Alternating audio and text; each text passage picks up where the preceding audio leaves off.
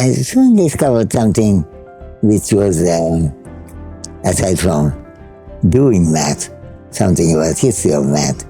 That is, there's a lot going on in India, claiming ancestry of mathematics in India from the Vedas and so on.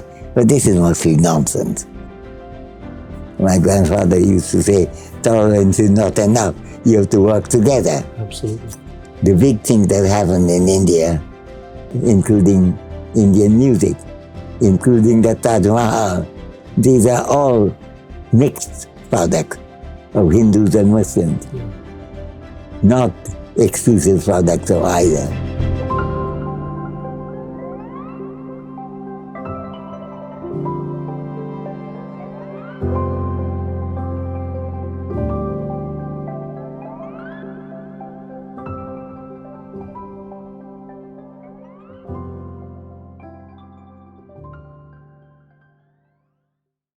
Hi, folks, friends. We're so honored and happy to be graced by Professor Amartya Sen. Amartya, it's such an honor. Thank you for Thank you very much for coming and chatting with me.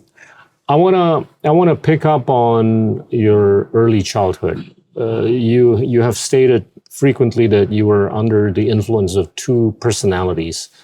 One of which is Rabindranath Tagore, and you were born in Shantiniketan, and then the other one was your grandfather, the father of your mother.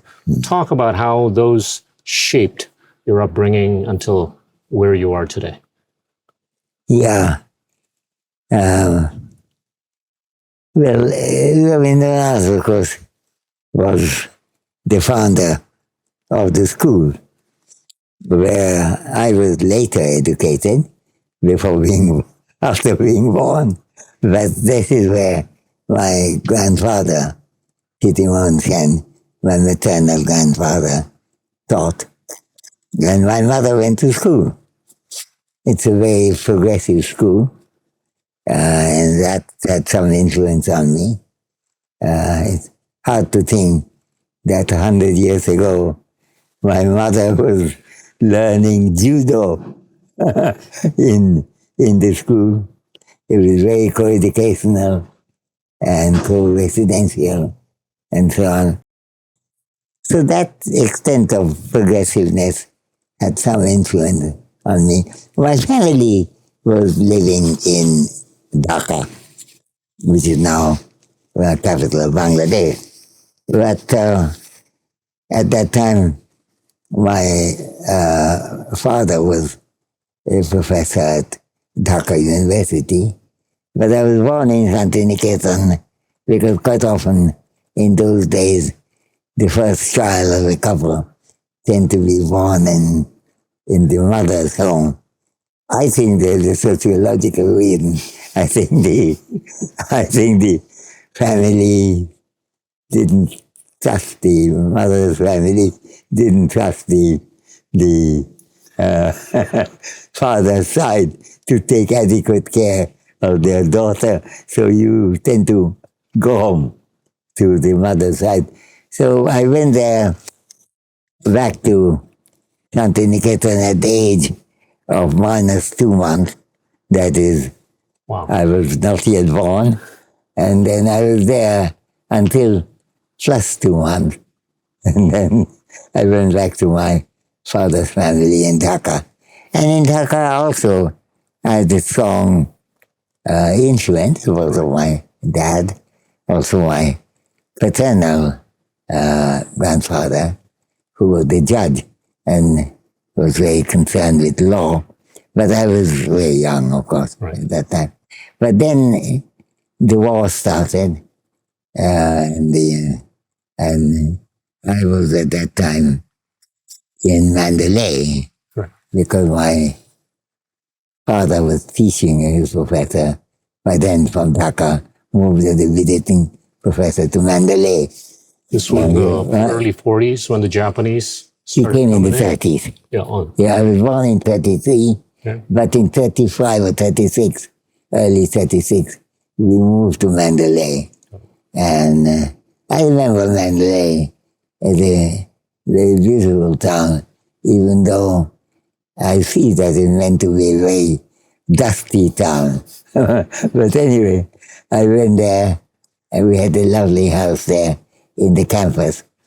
And then when the Japanese army had come into,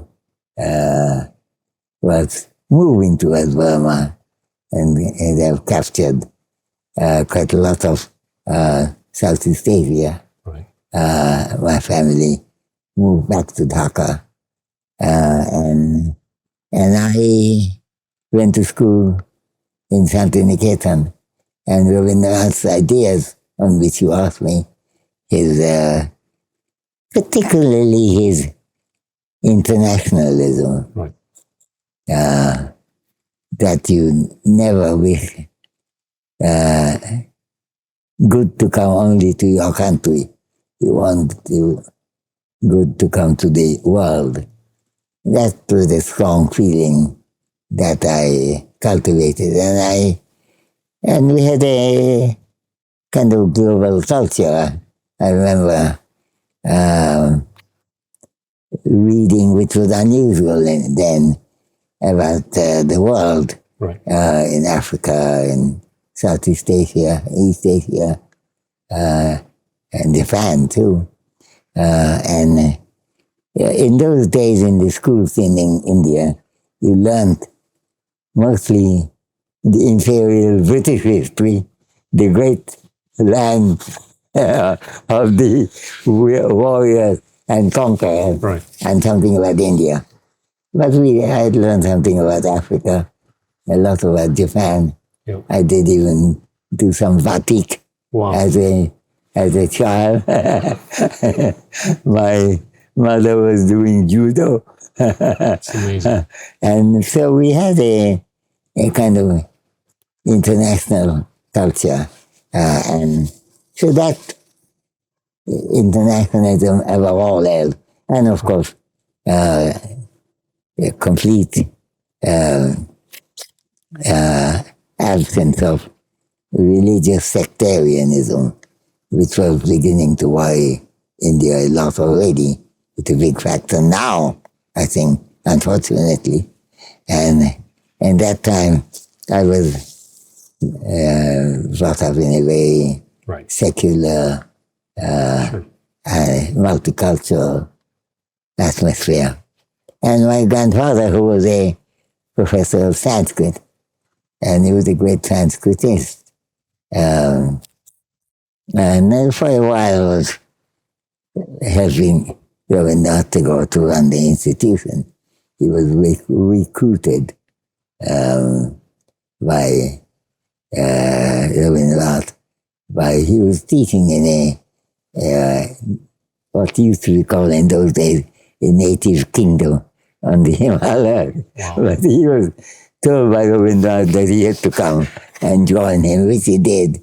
And but he had also, he was very interested in the, aside from his Sanskrit knowledge, he was very interested in the joint cultivation of cultural features between the Muslims and Hindus. Right. So his big book at that time was about Kabir. He was a Muslim Right. Poet, philosopher, but also Hindu too. Right. There was a mixture in his thinking. Yep. And many years later, when Penguin Books asked him to do the Penguin's official history of Hinduism, which he did, but he knew very little English. He knew Sanskrit, Pali, Prakrit, Arabic, Persian, but not English. So I had to help him to translate it, including the chapters on Southeast Asia, on Indonesia, Fantastic. how the cultural influences came both ways. But if people remember, because of the temple, Hinduism and Buddhism going from India but they overlook the fact that the Islam went to Indonesia from India. Absolutely. And in fact, many years later, Correct. when I visited Indonesia, I met someone who worked carefully to indicate how you can see from early history of Islam that it didn't come from that area. Yeah. It came from Gujarat. Yeah. So anyway, so there was a kind of general atmospheric broadness which was a big presence in my life. I'm curious as to two things. First was the famine, 1943. And the second would have been the study of mathematics and philosophy. Okay. The latter, was that influenced by your father's being a chemistry professor? And how did these two big episodes? Well, I begin with mathematics, maybe. Yeah. Okay. No, I discovered, to my pleasure, maybe a little surprise, already in school, that I was pretty good at math. You're being and honest. I could solve problems. And I was concerned then with foundational issues in mathematics. So on one side there was the attraction of Euclid, Pythagoras, and so on. And they had a big impact on me. And the early Indian mathematics, where my grandfather's Sanskrit scholarship helped, was interesting. And I soon discovered something which was, aside from doing math, something about history of math. That is, there's a lot going on in India, claiming ancestry of mathematics in India from the Vedas and so on. But this is mostly nonsense. I think there were good mathematical puzzles in one of the Vedas. Atharva Veda had a lot of mathematical puzzles which I liked. On the other hand, serious mathematics didn't really take over the country until influences came from Babylon and Greece. And during 2nd, 3rd, 4th century AD, Right. these influences become very strong.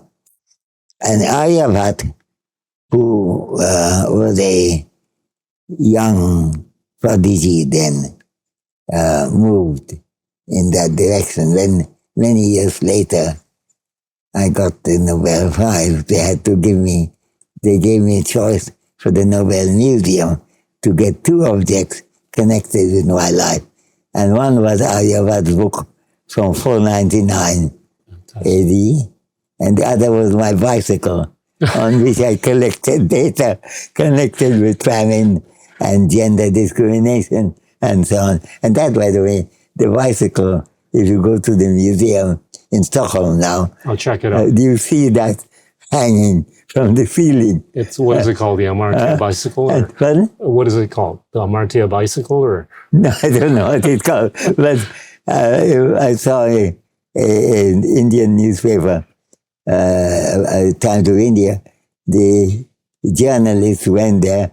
He said the last thing I expected to see entering the Nobel Museum was an old Atlas Bengali bicycle hanging from the roof. But anyway, so Aryabhat turned Indian mathematics around. He was one of the major figures in trigonometry. He was also enormously important scholar about science, about the eclipses being caused by the Earth's shadow over the moon, about the moon obscuring the sun, Wow. all these things. And so he was, and he talked about gravity.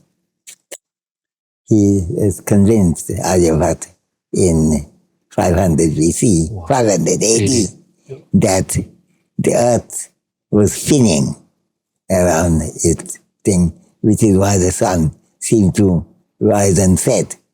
But it's not that the sun is going around. You know. And he was asked, there was a Iranian mathematician who wrote in Arabic. Yeah. He asked Aryabhat's followers that, how do you reckon the fact that if it's spinning, why doesn't it get thrown out? This is the chap called Al-Biruni, Sure. who was a mathematician himself, but went to India Correct. to study mathematics. But when he was there, he asked that question, and to which Wow. the followers of Aryabhat said, well, our head of the school, namely Aryabhat, believes because every object pulls every other object Wow. to itself, and Earth being a large object Sure. prevents from you and others Yeah. being thrown out, because we are hooked to Sure. the Earth through gravity. A 1,000 years before Copernicus. He did, yes, that's Wow. right. And so, by the way, Al-Biruni is a very interesting figure. Oh, yeah. Because he,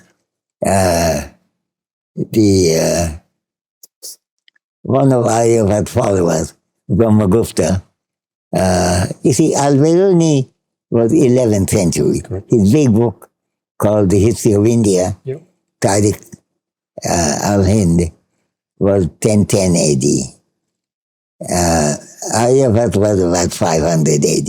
Yeah. And in between came Brahmagupta, whom Al-Biruni says in that period was the best mathematician in the world. Yeah. On the other hand, he was a timid man. So when the religious orthodox questioned Aryabhat about all this earth and the moon, rather than the moon and the sun going around the earth, Aryabhat denounced that, said that's not the right sign. But Brahmagupta, who, according to Al-Biruni, may have been a better mathematician, but lacked courage. Yeah. And he agreed with the religious orthodoxy and said, Aryabhat is mistaken. And then Al-Biruni in 1010 AD asked the question, which I quote in my book, that if you think that Aryabhat was mistaken, and Brahmagupta, who learned in mathematics from Aryabhat, was right to denounce him, why do you, Brahmagupta, when it comes to calculating, predicting the eclipses, go and trace the shadow of the earth moving around the moon and the movement of the moon around the sun obscuring?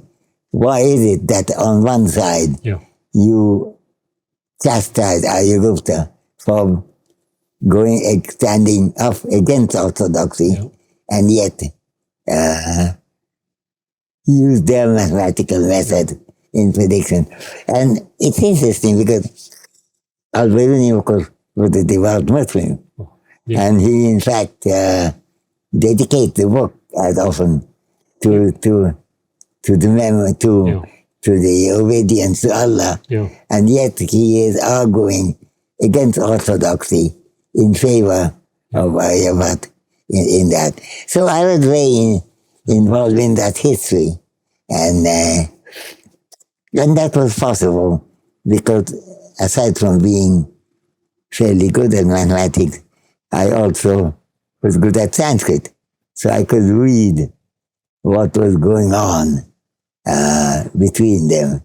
So that's So my mathematics at that time had both something of my good luck in having mathematical skill, as well as knowing Sanskrit very well. Al-Biruni was part of the Bait al-Hikmah, the House of Wisdom, that was a manifestation of the Islamic Renaissance during the Abbasid Empire from the 8th until the 13th centuries. Yeah, but he is 1010 AD. Correct, but it dated between the 8th century and the 13th. But he was a pioneer of that. Yeah. Yeah. The number 0 also came from India. Yes, but you see, I think the Al-Biruni discusses the Indian community and the scientists. From his book, I think, by the way, is one of the best books written about India, written before William the Conqueror conquered Britain. But it's written 1010 AD. But among other things, he says that, I've spent 10 years in India now. I like their mathematics. I like their philosophy. But I have to say, and I tell that to my Indian friend, they are better than any other nation in the world in speaking eloquently about subjects on which they know absolutely nothing.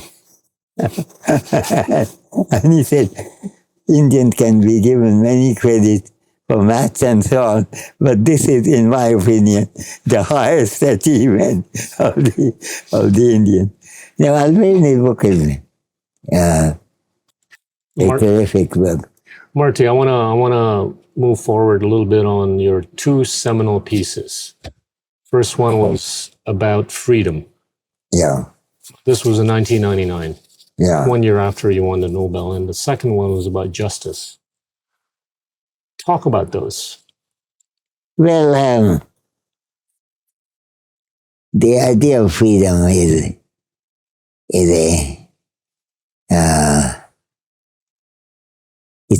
at one level a very difficult concept, at another level a very easy one, because something even a child knows that being free is something of value even then, namely to go against what your parents are asking you to do, and you want to do something else, and that's very important.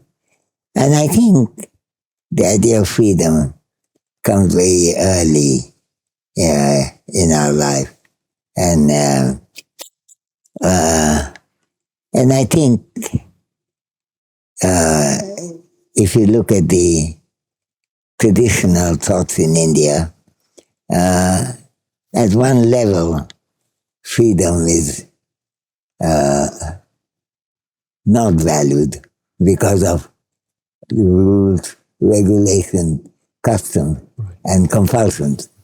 At another level, people are always questioning their beliefs. For example, in the big Hindu text which shares a name with you, namely Gita, in the Bhagavad Gita, part of the Mahabharata, there's a good side and there's a bad side. And the good side is about to wage a war which would make them displace the bad, evil side. And there, Krishna, or is a kind of holy figure, is the charioteer of the great hero on the good side, Arjuna. And he says that you have to go and fight and lead the side to victory. Yeah. And he then asks the question, and that's in Bhagavad Gita too. Right. Why should I kill people who have done me no harm? They are just in the army on the other side. They have done no harm to me. Why can it be my object to kill people who have done no harm to me? And they go on arguing. Right. Now, eventually, in the Gita itself, that's what Bhagavad Gita and Mahabharata is shown that the Krishna win and persuade Arjuna to go and fight and win. Right. On the other hand, his questions remain. And in fact, the Mahabharata, if you forget Bhagavad Gita and proceed, it ends with a kind of desolate country after the war, where there are cremations going on everywhere for dead soldiers. And there's tragedy all around. And even though the good side wins, the epic Mahabharata ends in a tragedy. Yeah. And eventually they all die. So so there was a freedom of thought in the rebellious thinking. Yeah. And one of the reasons why my grandfather was such a follower of Kabir and the others there, like Dadu and so on, was that Kabir was saying the same thing, namely, in your devotion to God, bear in mind that you will have to take your own decisions. Right.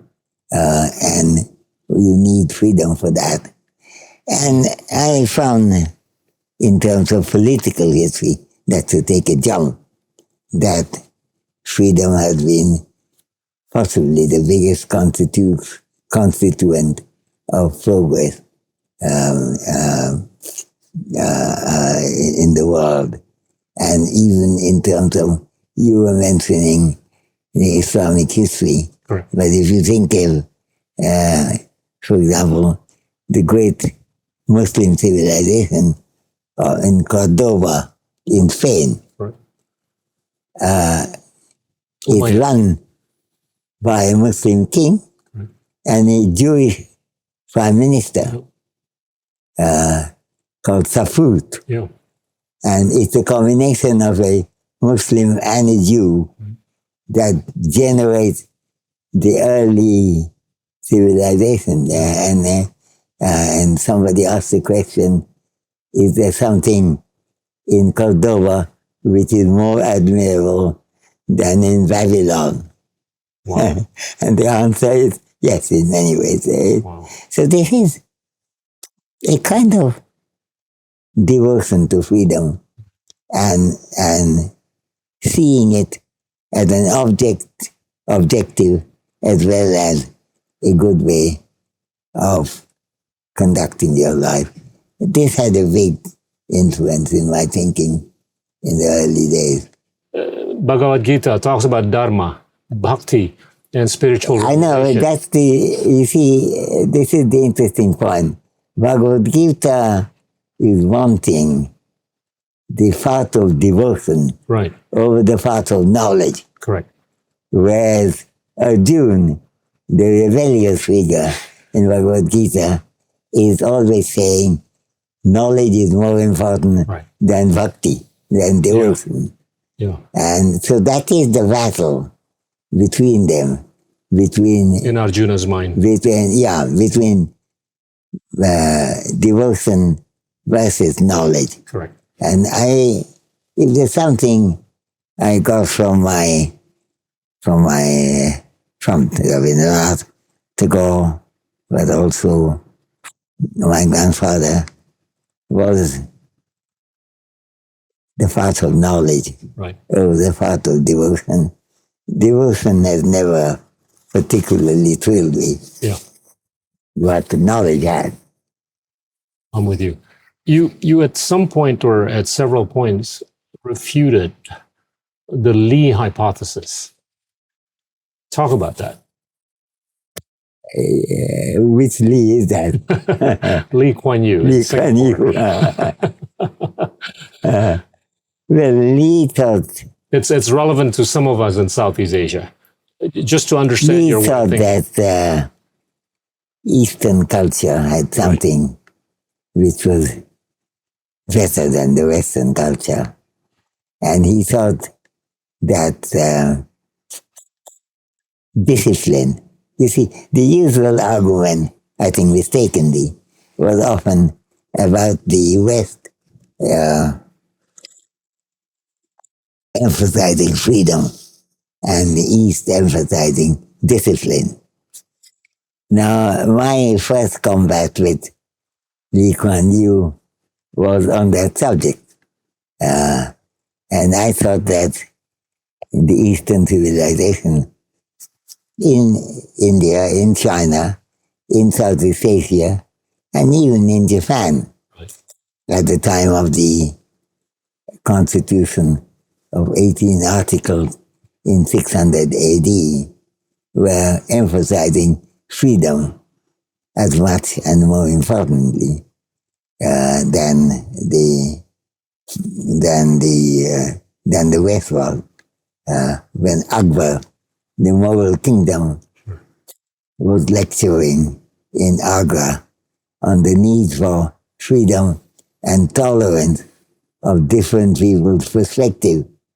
This is the time that in Rome they were still continuing to burn heretics in Campo Fiori, and it's very striking. So I thought, I wrote an article with The Guardian, I think probably, called What Lee Kuan Yew Does Not Know About Asia.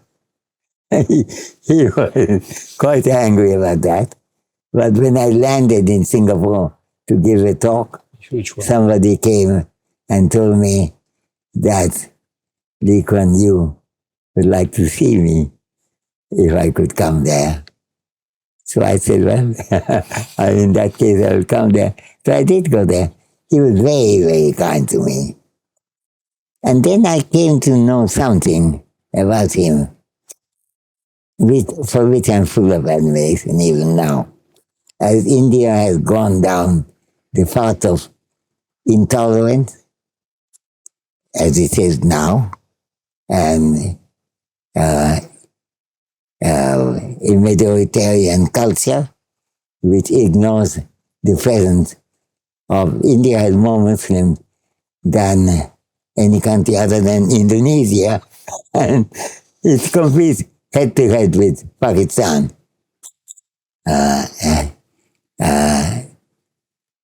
The thing that was totally important in Lee Kuan Yew's mind is multicultural assimilation. And I think Singapore is an extremely good example of what can be done. And I could see also that his admiration for discipline as opposed to freedom was based, I think, on a wrong hypothesis, but based on the objective of having a country, namely Singapore, which integrates Muslims, the Chinese and Hindus, Buddhists all together. And I formed a very fine impression of him. And every time I've been to Singapore, I've had an invitation from Lee Kuan Yew to come and visit him. And even on one occasion, tell me not to travel in a helicopter. I said, why? He said, because it's very dangerous. I never travel in helicopter. And I have followed him. And I've actually lost a friend on a helicopter. And they're dangerous because Lee Kuan Yew was right. There's only one engine. And it fails. You drop like a stone. There's no contingency. Huh? There's no contingency plan. No. But anyway, so I became, I also have a copy of a book by a Singapore story by Lee Kuan Yew, which I'm very proud of it, saying to Amartya with regards and admiration. Lee, I'm very, very proud of it. So we disagreed. And in many ways, I still disagree. I saw him last time shortly before his death. But I think he was a great figure. And if there's one person from which India today, with its intolerant, growing intolerance of the present government, ought to do, is to learn from Lee Kuan Yew. Not about discipline over freedom, but about tolerance and multiculturalism. Yeah. How do you remedy situations where we're witnessing a number of large democracies priding themselves only in the context of distributing power to the hands of many, but not doing well in distributing public goods, including welfare, healthcare, and the like? I'm upset about it, as clearly you are. No, I agree with that. And that, you see, if you think about the time when each was in its horizon, of top of the horizon,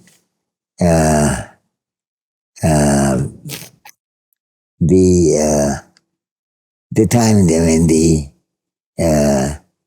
Muslim civilization was at its peak, it was a very tolerant thing. I gave the example of Safur, the Jewish prime minister, Muslims, to a Muslim king, with a Muslim emperor. Similarly, there was more tolerance in period of Christianity when it came in. Similarly, the great progress in the world to, say, innovation of printing was a collaborative effort. It is. The first printed book in the world was a Chinese translation of a Sanskrit book. The Sanskrit book, which I have read in Sanskrit, is called Vajrachedika Sadhana Paramita Sutra. It's known in English as Diamond Sutra. And the Chinese, Korean, and Japanese, all Buddhist engineers and mathematicians were working on getting to printing first. And the Chinese got there first in 868 AD. And the book they translated, the work they printed, was the Chinese translation of the Sanskrit book called Vajrachedika Sadhana Paramita. And the translation was done by a man, Kumar Jiva, who was half Indian and half Turkish. So it's a kind of global civilization integration. And the arrival of print chain made China the great country of knowledge and education as it became. And nearly all the progress could be traced by this time of integration. They didn't say, why a Sanskrit book? Why is after all a Buddhist book? Why that? Why done by a Turk and an Indian? They just wanted that. And as the Diamond Sutra itself says, that often you will run into contrary ideas, but if you reject them on ground that they are contrary, you will be making a mistake. The first printed book in the world is dedicated. What is that? The dedication in 868 AD read? It says, printed in memory of my parent for universal free distribution in the world. That's how the first book came to the world. And there's something to learn about freedom, integration, working together, not only tolerance. My grandfather used to say, tolerance is not enough. You have to work together. Absolutely. The big thing that happened in India, including Indian music, including the Taj Mahal, these are all mixed products of Hindus and Muslims, not exclusive products of either.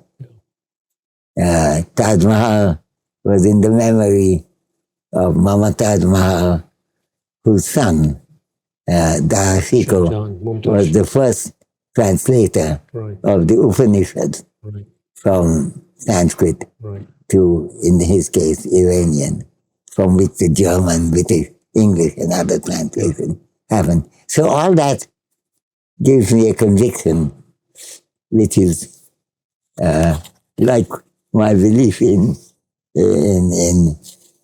other things I admire very strong. Amartya, I'm sensitive of time. I'm going to ask you two more questions. Tiny questions. Have to be quick. Okay, maybe just one. I want to pick up on your references to distribution and freedom.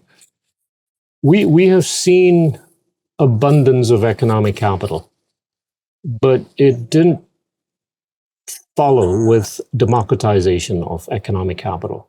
And we have recently seen abundance of intelligence through artificial intelligence. Yeah. But I'm a little concerned that at the rate that we have not democratized economic capital, we have not democratized labor on the back of robotics. Are we likely to continue seeing a trend of intelligence not being democratized despite abundance? As a result of I agree with that. I think we fix all and I think you were also, it came up earlier in our conversation, I think there have been some weakening of concerns about giving everyone equal voice. And so I think democracy is the big clue to the future. But we have to understand what democracy is. It is, on one side, equality, equal voice. Another side, it's a commitment to give people, distribute resources in a way that everyone can do what they freely choose to do. But there's also lack of censorship, lack of knowledge. I was very distressed to read in today's paper in New York Times that Indian comedians who make fun of the ruling government have a very bad time by violent arrest, by violent opposition, and so on. And that's not a way to build a great society. I know that India is not the only country to have this problem. Unfortunately, that makes it even more important than my country and yours, and all of Southeast Asia, which has such a long history of tolerance behind it, should do that. So I think I'm glad that we are ending on the note of emphasizing democracy, equality, and freedom. Amen. And these are the values at the age of 92, as I will become next month. Well. You're doing well. I continue to cherish, continue to advocate, and continue to regard as the best things in life. So it's very, you have... One small one. What's your advice to the young generation in order to be well educated? Not be guided only by others. Learn from others, but don't be guided by them only. You have to decide what is it you want to do. And it's often you find that what you learn from others may have better use than they can think of. And this applies, you mentioned AI, but that applies to AI too, because through AI we can get many things done, but we shouldn't leave it in the hands of inanimate objects to determine which way we should go.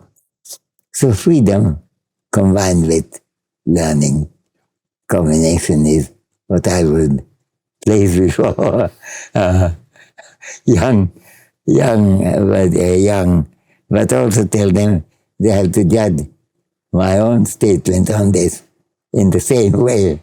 Does it fit things that they can argue for and argue with reason in favor?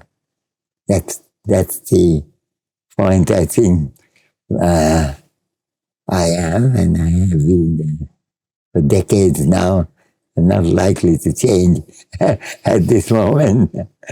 Okay, very good to have a chance of talking with you, Gita. Likewise, Amartya. Yeah, thank you. Dhanyavad. Okay. Shukriya. Such an honor. Thank you.